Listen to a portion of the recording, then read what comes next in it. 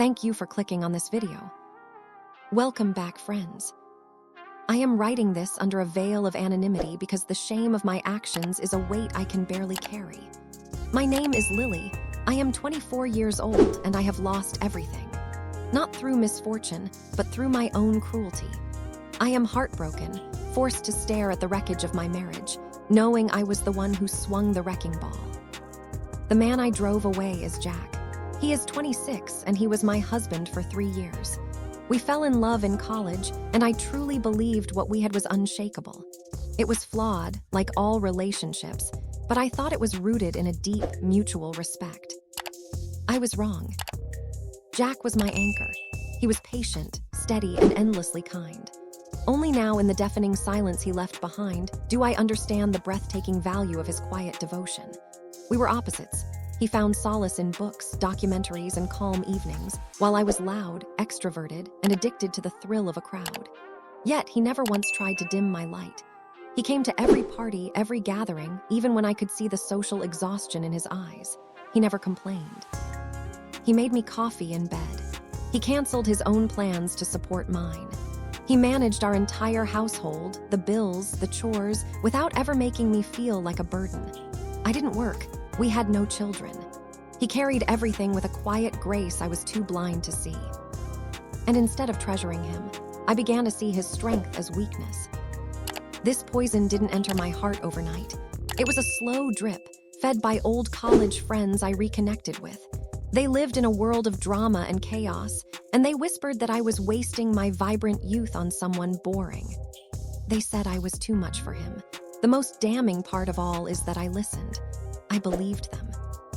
One night after too many drinks, I made a cruel joke. I called Jack obedient, saying he'd probably jump off a cliff if I asked. The room laughed, and I laughed with them. That moment became a pattern. I began to mock him, allowing others to do the same, wearing their taunts that he was whipped like a perverse badge of honor. Through it all, Jack never shouted. Even when he overheard the insults, even when I humiliated him in public, he remained calm. He kept loving me.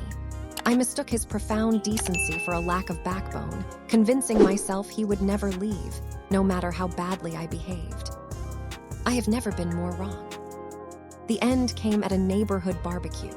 Jack, as always, was at the grill, smiling through the heat, making sure everyone was fed. I was with my friends, and when someone made another joke about how trained he was, I joined in. I called him spineless. The laughter rose, and then it died. The air went cold. I turned and saw him standing right behind me, a plate of food in his hands. His face wasn't angry. It was calm, empty, a look I had never seen before. "We need to talk," he said, his voice quiet but firm. I followed him inside, still thinking he was just embarrassed and that I could smooth it over. But when we were alone, his words hit me with the force of a physical blow. "I'm done letting you tear me down," he said. "I gave you everything and you belittled me. I'm leaving. Your things will be on the porch." I stood there, frozen. I begged. I cried. I apologized profusely, scrambling to say anything that would make him stay. But he didn't yell. He didn't even raise his voice. His terrifying calm told me everything. He had reached his limit. "You don't get to humiliate me and expect me to keep coming back," he stated. When I told him I wasn't leaving, he looked me directly in the eye and said, without a flicker of emotion, that if I stayed, he would call the police. In that moment, I knew it was over. The man I was certain would never walk away had finally had enough. I left that night with a single suitcase, tears streaming down my face as I passed the same neighbors who had once laughed at my jokes. Not one of them, not even the friends who had egged me on, said a word. It has been days. I am at my parents' house now. Jack hasn't answered a single call or text. I don't know if he ever will.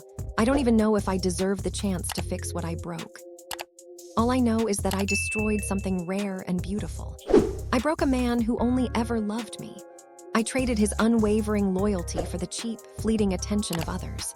And now, all that is left is a silence so profound it screams, and a regret that claws at me from the inside. Maybe I am a terrible person, but for the first time, I am not lying to myself. I did this. And this is the truth I have to live with. Thanks for watching PastQuest.